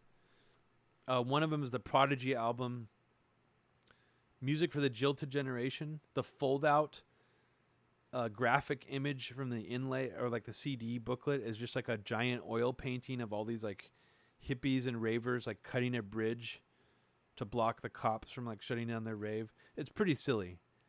And then the Anti-EP by Autechre, which specifically references the law as it was passed in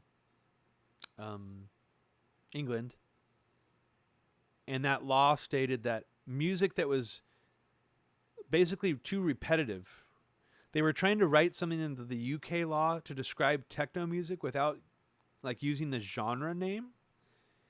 And so Autechre's EP concept was that the album or the EP title track had no repeating beats, so that it was not in violation with the new law. And yeah, it's pretty weird that the UK and the US both had like a rave act that they tried to pass.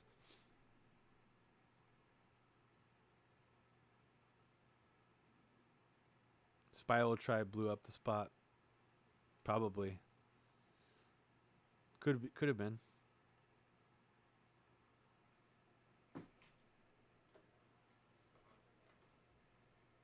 I remember hearing about the rainbow gatherings, and like there was always these like infamous parties I would hear about when I was into psychedelics that I never actually like checked out myself. But I remember like rainbow gatherings were always supposed to be like the ones where you could get all the, you know, the obscure, the really crazy stuff.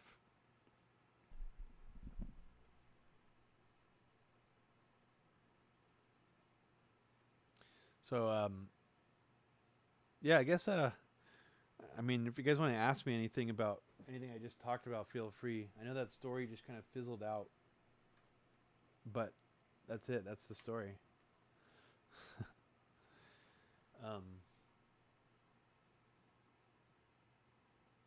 So what do you say? Act-Fancer cybernetic hyperweapon? Should we do it? Cybernetic hyperweapon. Here we go. Oh wait, I can't hear it. Hold on. I don't hear shit. Is my mic low to you guys? I just realized it's probably low as fuck, huh? Sorry. Damn. It was like really low the whole time. Oh well. Can't win them all. So this game has some pretty nice FM music. Let's restart it just so you can get like the full pop of the game.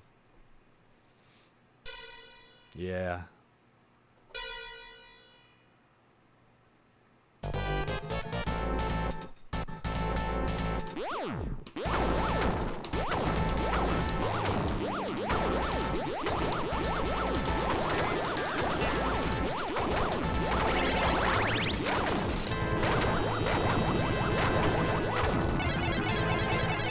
Whoa! Oh, it's a one-hit restart. It's not just a one-hit kills, it's a one-hit restart the level. God damn. Fuck. So, it's like, this is a really...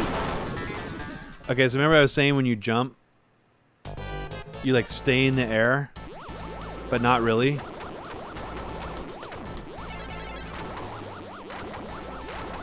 Why is this weapon so bad?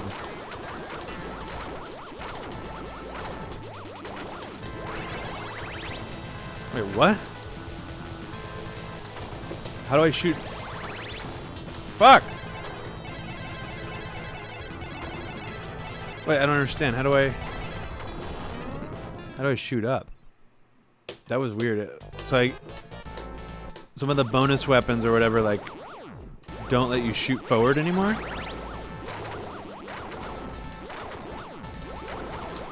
Strange. It's a strange Data East game. It's not a good game. Yeah, god damn it. Oh! Wait. So I got hit, but I had like a shield or something right there. So maybe each power up... Jesus Christ. Maybe each power-up gives you some kind of, like, extra shield or life or something? I don't know.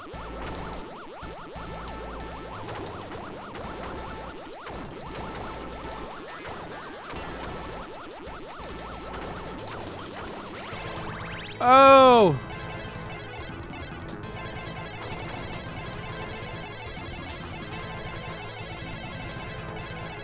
Fuck! This game is very, very hard.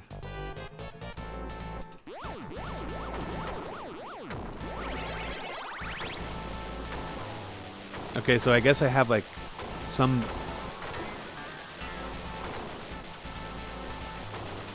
It kind of almost feels... Oh! Dude. It's like the way Karnov jumps, but way harder to, like, get used to the controls. Okay, what am I supposed to do here? I don't understand. Okay. What?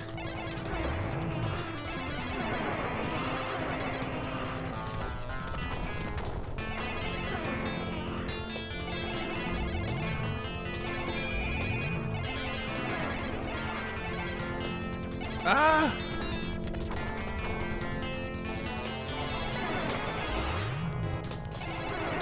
Where do I have to hit him now? I don't understand. Oh no! I thought that was a power-up. Thought it was a power-up. I guess that was dumb. When is an eyeball ever a power? Probably stupid of me, huh? Eyeball in a video game is a floating eyeball. It's usually always bad. Always. Name me one time where an eyeball... Shit! In a game was good. Where you're supposed to, like, eat it or whatever. I can't think of one. Oh, so I can shoot him like this because I have this power weapons or whatever? Oh, dude, what the fuck? So this is one of those games where you basically need to be powered up or the game's just extremely hard. Okay. This is Contra, dude. This is such a Contra ripoff. Look at this. This is hilarious. Wait. I don't understand. What am I supposed to shoot here? Oh, shit. Dude. Oh.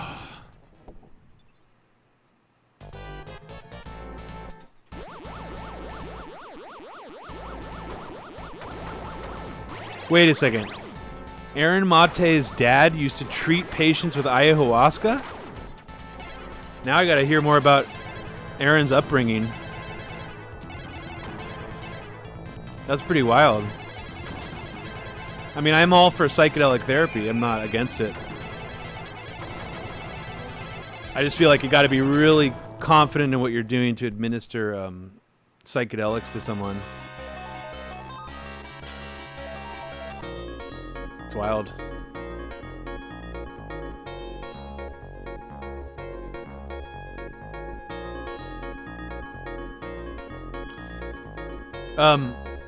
Yeah, I mean, here's my thing on ayahuasca. I'm just going to say this straight up.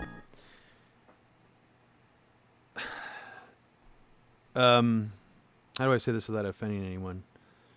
I think for the most part, most people's fascination with ayahuasca has been born out of a white scam psychedelic tourism industry that was actually founded by a cult that I actually don't really care for, and I really never sort of subscribed to. From what I understand, they've always sort of dominated the scene, and they've helped seed a lot of these weird, basically like a lot of white people, a lot of American people, even some people with Hispanic ethnicity. They've encouraged them to go down to South America and start doing like ayahuasca tourism for like rich white people, essentially. And a lot of people have made a killing doing this. And I think, frankly, since ayahuasca ritual is actually widely used by a lot of different cultures, I mean, most of them, obviously, they have similarities, but the most of the ayahuasca tourism is a very specific ritual done by a very specific cult. And I think people need to know that. And it's actually kind of really disgusting what they make people do. They encourage you to experience diarrhea and mass, like nausea and vomiting, like for the entire time. I think that's just kind of stupid. I don't think that that's like a necessary experience to go through. I don't encourage people to like put their whole bodies through like a literal near-death experience in the middle of a jungle around a bunch of strangers, shitting and puking their brains out on a heavy psychedelic drug. It sounds like one of the stupidest things you could ever do, actually, and actually pay money to do it. So I highly recommend against it. What I would actually recommend is that you do a lot of research in ayahuasca brews and possibly even make some yourself. Unless you have a trusted friend or a loved one being your trip sitter, which is like a person that's supposed to guide you through your psychedelic experience, I wouldn't trust some like ayahuasca tourism shaman. I mean, that sounds really awkward to like pay money to have some guy who scams rich white people be your trip sitter to encourage you to puke into a bucket. Sounds one of the worst experiences ever. And honestly, it sounds like you're kind of just being fucked around with, honestly. But I'm really into the idea of removing the spirituality, but not the spirituality, because I like the spirituality in psychedelics, but removing the tourism scam cult spirituality from ayahuasca and sort of having individuals take it back in the same way that they've taken back mushrooms. Why aren't these white people who are into psychedelics obsessed with the original mushroom rituals? Those that hasn't been turned into a tourism scam cult. I mean, maybe on some level, maybe there are some people doing that, but that's still pretty legit. So is Salvia. There's still real shamans that don't do scam tourism, that do real shaman experiences with Salvia. That are doing rituals that have probably been around for generations. So to me, that's a little bothersome that it's like, this thing is not an organic thing. Basically, I'm saying it's a scam that's sort of been forced on people. Smoking DMT, I think, is perfectly fine. And my argument against even doing plant ayahuasca is, first of all, I wouldn't want to drink ayahuasca unless I knew exactly what was in it. Ayahuasca does not just mean an MAOI inhibitor plant plus a DMT containing plant. That's never traditionally what it's meant. That's a misinterpretation of it. Actually, most traditional ayahuasca brews have many different psychoactive drugs in them, including scopolamine and atropine containing plants like datura and belladonna, which are actually deliriants, like could be toxic. I'm not saying don't drink ayahuasca brews because they could contain that. I'm actually kind of talking shit about the tourism scam version of it, where it's like, it's just usually cappy with like mimosa hostilis or something like that, or Psychotrias viridius leaves. So it's like not, to me, it's not really traditional ayahuasca. The only thing I would consider like traditional ayahuasca is if you found someone who's like, my family for generations has been making this ayahuasca brew, and it's sort of a secret recipe. Like, I'm not going to tell you what it is. Like, I would actually rather do that than like paying out of some like website, $5,000 to stay at some ayahuasca retreat. And I think anyone who wants to do that, they are walking into a scam willingly. I mean, just think about it. It's like, where else can you go where you're like, come and do this psychedelic drug in the wilderness with us and everything's going to be great and it's not a scam. You're going to have like great lodging and it's going to be like a, really nice environment. I don't think that really exists, unless you are like really wealthy and you do like pay through the nose for something like that. And I don't think $5,000 is going to get you very far in terms of like a ayahuasca retreat. I'm just going off on ayahuasca scams right now, but I mean, I used to know a guy through the psychedelic scene who was fully acknowledging everything that I'm talking about, and he participated in the industry, and he knew it was a scam. Not like to harm people, but actually they would underdose people. So how many of these people that are being given ayahuasca in the jungle who are paying through the nose for it are actually being given a psychedelic dose? Like a full, like when you smoke DMT, you literally feel like you're seeing aliens or God or making entities, like contacting entities. I honestly, all these people that I've heard about who've done ayahuasca on these tourism scam things, I haven't heard a single story from them that sounded like a full-blown ayahuasca experience. They sound kind of like underdoses to me. But so what I was going to say, though, about ayahuasca is I would actually encourage people to do is a lot of research on it and really study it and maybe even make your own brew after doing a lot of research on it. And having a trip sitter that you trust, not a stranger that's running some kind of scam operation. And also, it is interesting to me that no one,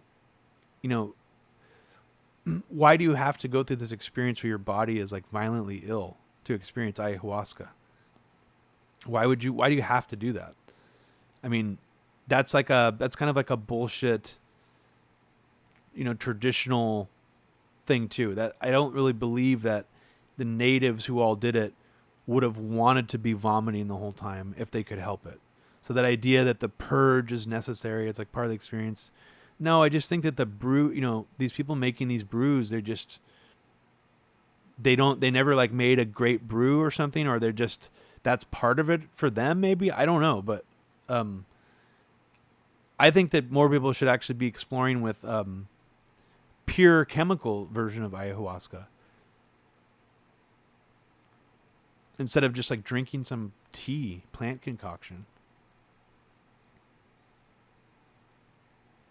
I mean, I've heard reports from people who have done it that way that actually produces almost no nausea whatsoever.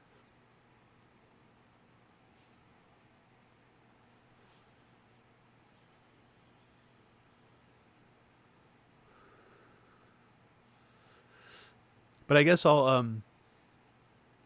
this game sucks, by the way. Guys, this game fucking sucks. Sorry I subjected you to it. But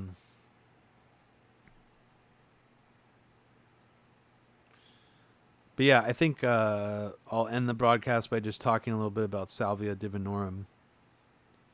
Because as cool as I think these people are, Shulgin, Bob Wallace, all the people I met through this weird world, they always seem to be like stuck in the past, sort of, in terms of their lens on seeing psychedelic drugs. There was sort of no, Francisco, I'm talking about ingesting pure DMT with a pure MAOI inhibitor, not drinking an ayahuasca brew. Ingesting in a gel cap DMT and an MAOI inhibitor in 2 separate gel caps.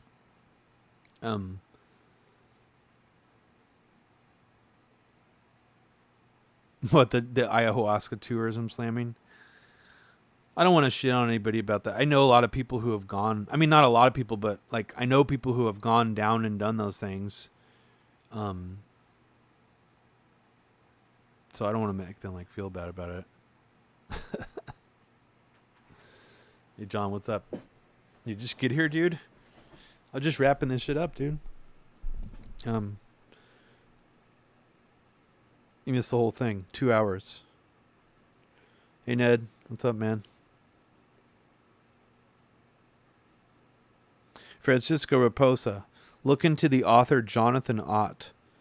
He's sometimes an overlooked researcher. And I think he's overlooked because he doesn't really write about the spirituality of psychedelics like McKenna or like some of these other people do. He just is very analytical, and a lot of his stuff is just like, here's all this crazy shit that I tried, experimenting on myself at home. So he actually did a bunch of salvia experiments on himself too. He tried to make tinctures out of all these different salvia concoctions. Like he made a tincture with acetone and put it under his tongue with salvia. I mean, stupid shit that you should never do yourself. But the fact that he was like such a smart dude, and he knew, he was so scientific and he knew so much, that he was actually like using himself as a human guinea pig was pretty fascinating. But he's the guy who coined the term pharmahuasca, which is doing ayahuasca not from a plant brew.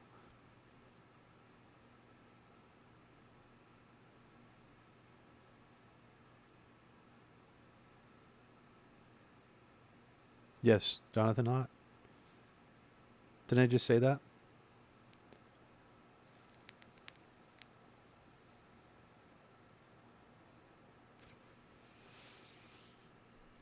I mean, for me, some of the most interesting later period psychedelic writers were people who threw out all the pretension, who threw out all the, even the academia, because like even like Shulgin and blah blah, they wanted to legitimize psychedelics. They wanted to mainstreamize them, normalize them. So to do that, you have to make it respectable. You can't make it seem druggy. You can't make it seem like someone's doing over the counter, like abusing an over the counter drug.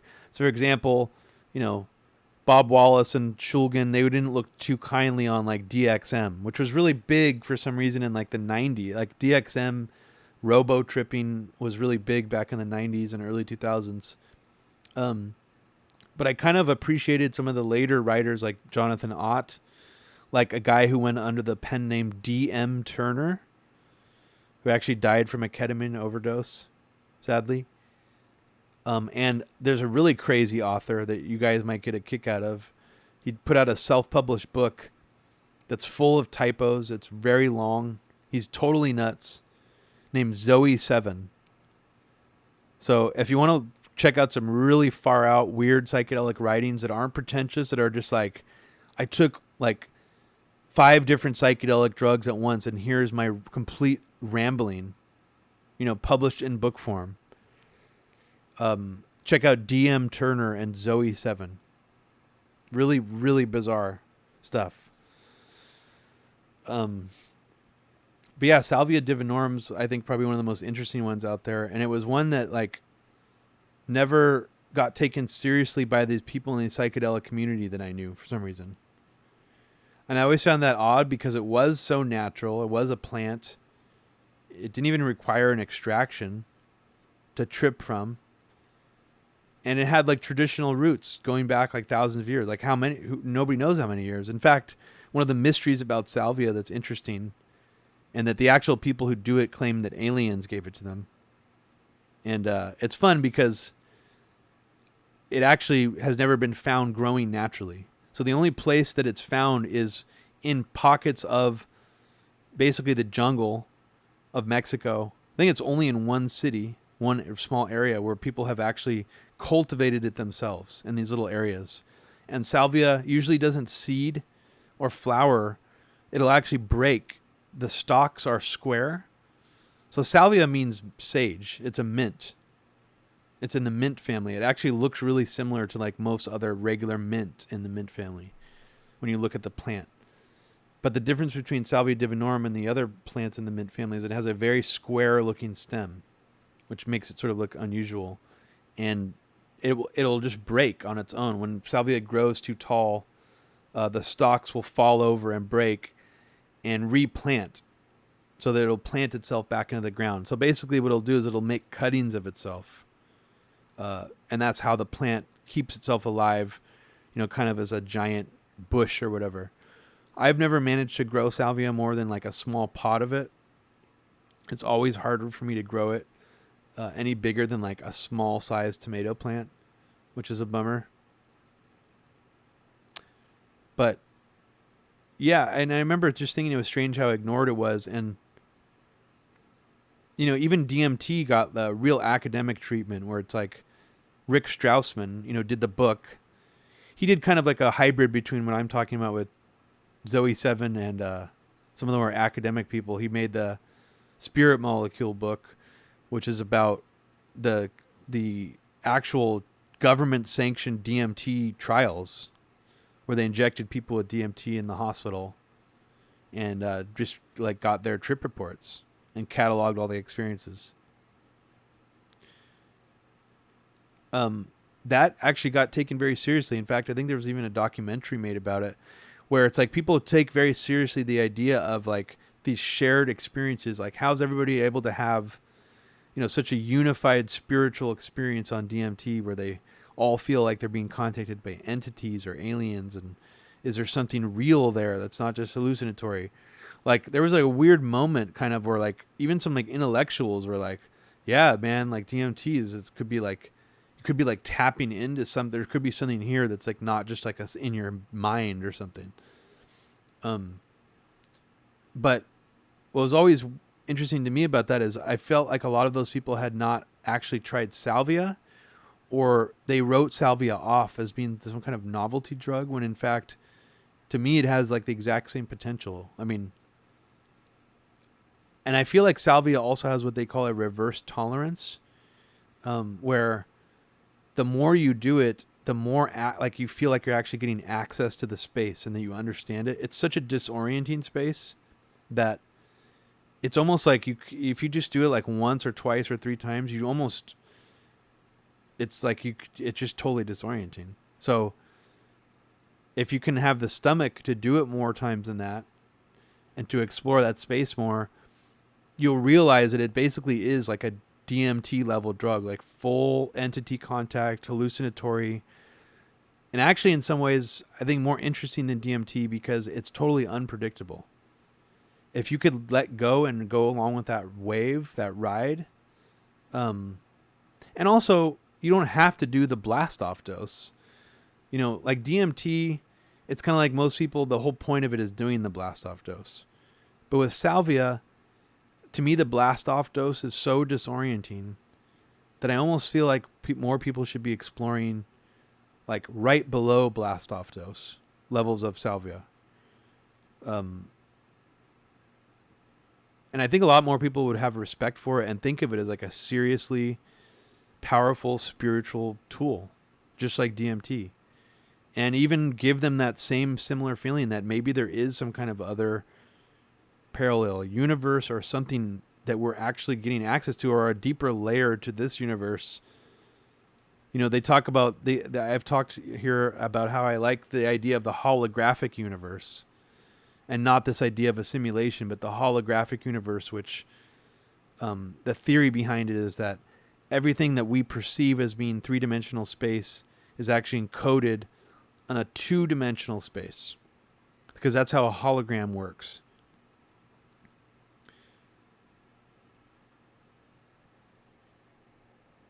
Yeah, mushrooms, high doses of mushrooms can be pretty intense. I mean, I remember when I first did mushrooms, I was under the false impression that an eighth of mushrooms was a good starting dose. And that's how much I took the first time. And it was so intense that every time I've given anybody any recommendations on mushrooms since, I've told them take half an eighth. That's strong enough for your first time. Half an eighth is definitely strong enough. A full eighth of mushrooms is... No, Tom, I never did. To me, a full eighth of mushrooms was pretty... It felt like a heroic dose for me. I think among my friend group at the time, I was always more sensitive to the effects of psychedelic drugs than they were. Even like LSD, I remember the first time I did LSD with some friends, we took the same amount, and they were all really surprised that I was like seeing trails on my hands. They're like, "Oh, dude, you're tripping. You must be tripping really hard." And they weren't seeing anything. They were like, "No, man, we barely feel anything." And that was all like often my experience taking psychedelics with other people.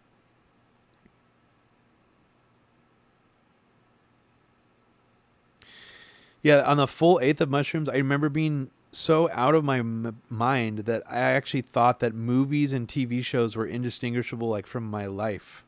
I started confusing my memories with TV shows and movies that I had seen. It wasn't a really deep trip. It was just a very weird, cartoony. It reminded me of like a cartoony version of LSD.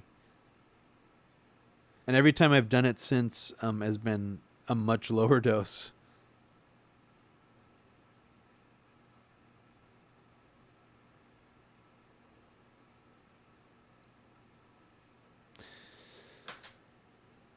Well, thank you everybody for joining me on this episode of MAME Politics today.